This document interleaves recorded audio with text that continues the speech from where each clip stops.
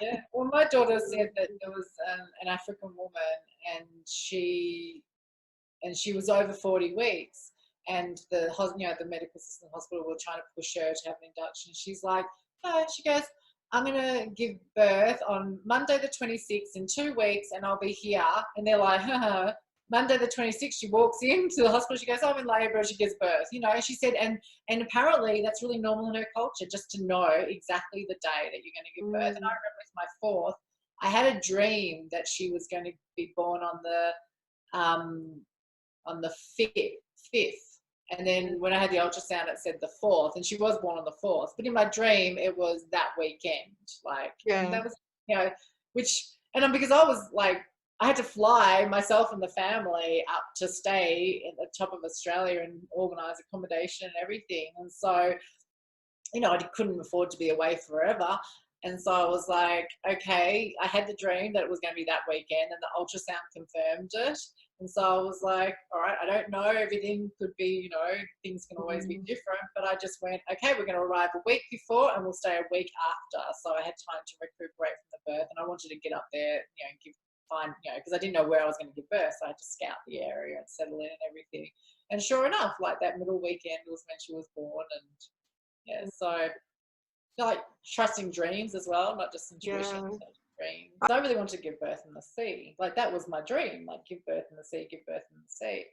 And then when we got up to Cairns, I hadn't really thought it through. It was very rushed at the last minute. So it was stinger season. So at that time of year, there's stingers in the water. And we were talking about getting getting stinger nets. You can get stinger nets. So we were going to go and buy stinger nets and make our own little pool in the sea, because my friend who we stayed with lived really close to the ocean. And but when we went down to check the water, and I looked at it and it was really open, and I suddenly went, hang on, I've got a 2-year-old who's going to be running around during the labour. How am I going to protect? I can't be worried about her getting stung by stingers, even if I protect us in this small area. Kids, a 2-year-old doesn't stay still. And that was also then when I realized that they occasionally have crocodiles come down to the ocean. So I was like, yeah, no, this is not working. But in my head, all I had ever thought about for 4 or 5 years was giving birth in the ocean. That was my dream, giving birth in the ocean. That was the footage I'd seen. That was just like, so I had my heart and my mind set on giving birth in the ocean. So when I started to realize the impracticality of it, because of the location that we chose, and I could have gone anywhere in Australia, that was where I felt called to go. And suddenly I went, oh, okay, I could have chosen anywhere else. There was oceans that didn't have stingers, but this is where we ended up. And it was hard. Like I had to process it for a day to let go of my desire. And I was driving with my 3 daughters, so the 2-year-old and the others were 11 and 13. And I suddenly went, if you could have been given birth anywhere in nature, where would you have liked to have been born? And one said like the forest, one said, I don't know, because we'd already looked at the creek, and one said the creek, and I can't remember what the other one said. And I suddenly realized this is not my birth. Like my daughter or my child, because I didn't know what I was having, she's choosing where she wants or where it wants to be born. Because I realized that I wish I'd been born in the sea, like, because I'd had such a response to it. And if I could have chosen anywhere on earth to be born, I would have been born in the sea. But when I talked to my other daughters, they were like, no, we would have loved to have been born in nature, but not necessarily in the ocean. And so that's when I then surrendered what I wanted, which was to give birth in the ocean, and went, this is my child's birth and she's choosing. And so then we just looked at different rivers and creeks and everything, and I'd already had a connection with the place that we ended up giving birth. And I was like, she chose to give birth there as well, because I was so called to go to that part of Australia, like really, because I was tossing up a few different areas and different friends to stay with.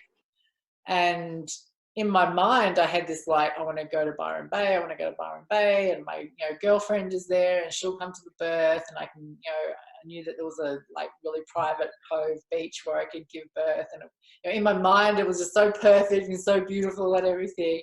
And yet, when I checked in, it kept on going, no, you've got to go to Ron, which is a guy, in the Daintree rainforest. And I was like, no, that's not where I want to go. That's not where I want to go. But every time I checked in, it was like the energy to go there was so strong. Yeah. And I just think that my daughter orchestrated the whole thing. She wanted to go there, yeah. Yeah, she wanted to go there. She wanted to be born in the creek, in the rainforest. It turns out it's the oldest rainforest in the world. And when I was there, I felt so connected to the indigenous women. I mean, Native Australians are the oldest living native race on the planet. And, knowing that they've given birth on the land so much. And, even before I left and went, I've got one friend who's, Aboriginal.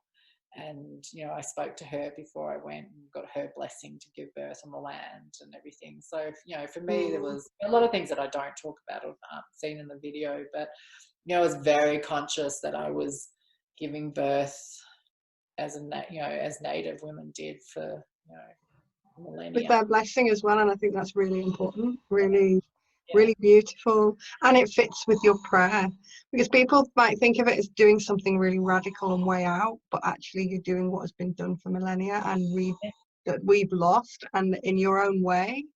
Well, I like that, and you said that. You said like it's not normal in our culture, but it's not abnormal. Like people are freaking out, going, "Oh my God, she gave birth in nature." I'm like, because we don't live in nature, do we? We live so separate. So we're giving birth in places we're used to. We're used to the hospitals. We're giving birth there, like a mindset thing. It was in like my grandmother's era. We still gave birth at home, like in the 50s or before the Second World War. Everyone still gave birth at home, and so the home was there. But the Aboriginal home is the land. That is their home, and that's the cultures where the land, and we've just lost that contact. But we're animals. We're mammals. The land. So that is our home. So you know.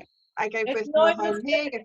We're not giving birth on the land, and then look what we're doing to the land. Like the more we've removed birth from the earth, the more we're destroyed the earth.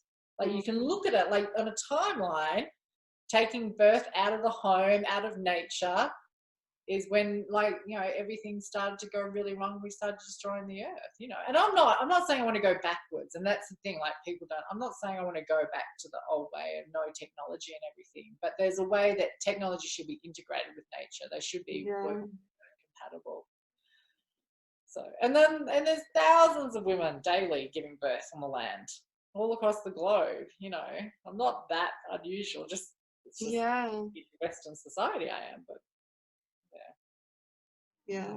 but it was really important to me that I felt very connected to like women across all time and space and centuries, and I felt connected to the indigenous women. Like when I was giving birth, I felt very, very supported by the earth, and I felt like I just had the spirit of millions of women around me, that I was connecting to something really ancient and bigger than myself. So it's really beautiful. And it had such an impact as well. I guess I think the people watching the video feel that, because you had the prayer, you had the blessing, you had the connection, you were feeling that. You don't talk about it, but it's there in your energy. People may not know that's what they're feeling.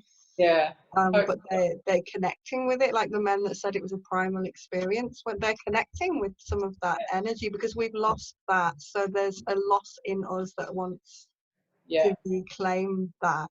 And I think sometimes I feel the loss, and maybe that's some of what the work I'm doing, of our cultural heritage in the UK, because obviously we have elders. I read a really interesting article by a North American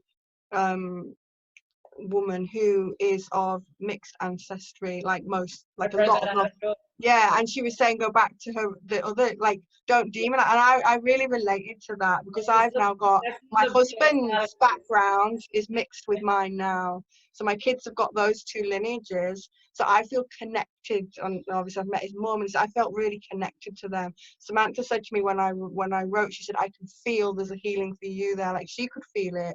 And so people have said that, I felt it, other people have said to me that, and so I feel that. And then there's this our own ancestry, and I've got mixed Welsh ancestry as well. It's like the Celtic thing, and all I know is they used to wear their babies with big shawls, and that's all I know. All the talk nowadays of cultural appropriation, and I think a lot of that is we're feeling the loss, and we want that Yeah. connection, that sacredness, and we're looking to places that still have the lineage connected.